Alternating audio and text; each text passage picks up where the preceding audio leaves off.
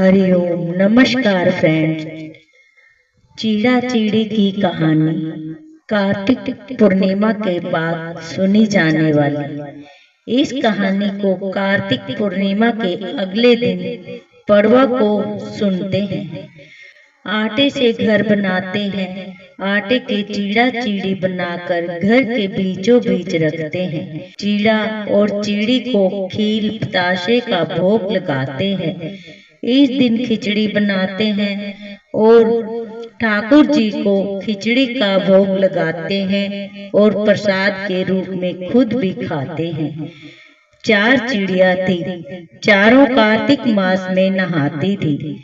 पड़वा के दिन चारों चिड़ियों ने सोचा कि चलो खिचड़ी बनाते हैं।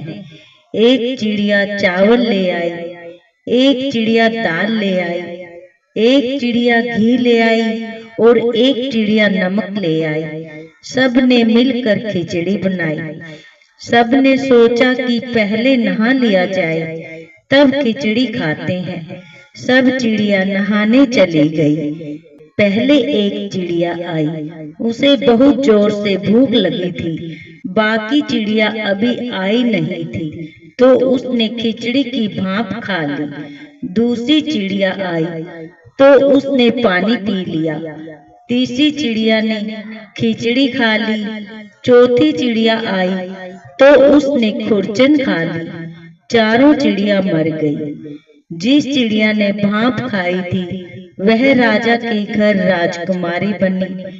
जिस चिड़िया ने पानी पिया था वह कुम्हार के घर पैदा हुई। जिस चिड़िया ने खिचड़ी खाई थी उसने ब्राह्मण के घर में जन्म लिया और जिस चिड़िया ने खुरचन खाई थी वो हथनी बनी। कुम्हार की लड़की राजा के यहाँ दासी बनी। ब्राह्मण की लड़की राजकुमारी की सहेली बनी। हथनी भी राजा के यहाँ ही थी। राजकुमारी को अपने पिछले जन्म की सारी बातें याद थी। जब राजकुमारी की शादी हुई और वह विदा होने लगी तो राजा से बोली कि पिताजी, मैं अपने साथ अपनी सहेली और दासी को भी ले जाऊंगी। राजा ने कहा ठीक है, ले जाना।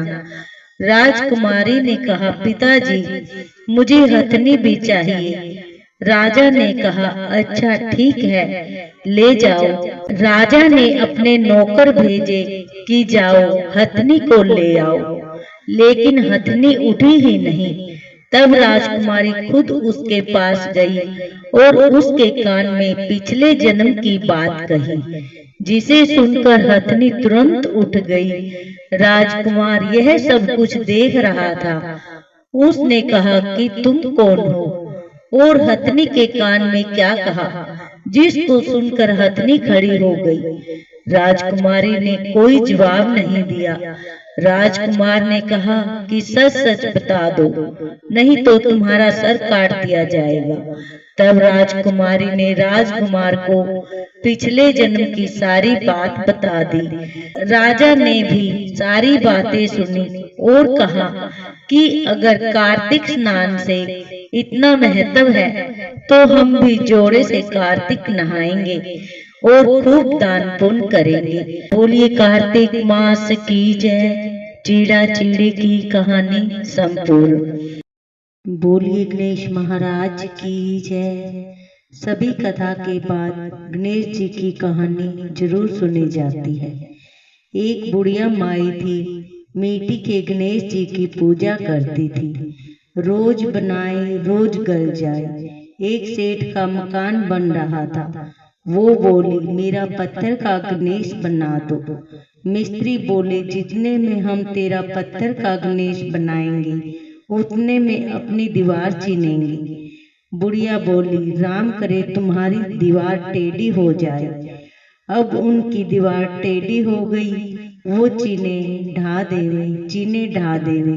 इस तरह करते करते शाम हो गई। शाम को सेठ आया। उसने कहा आज कुछ भी नहीं किया। वो कहने लगे कि एक बुढ़िया आई थी, वो कह रही थी मेरा पत्थर का गणेश गढ़ दो। हमने नहीं गढ़ा तो उसने कहा तुम्हारी दीवार टेढ़ी हो जाए। तब से दीवार सीधी नहीं बन रही, बनाते हैं और ढा देते हैं। सेठ ने बुढ़िया बुलवाई। सेठ ने कहा कि हम तेरा सोने का गणेश गढ़ देंगे, हमारी दीवार सीधी कर दो।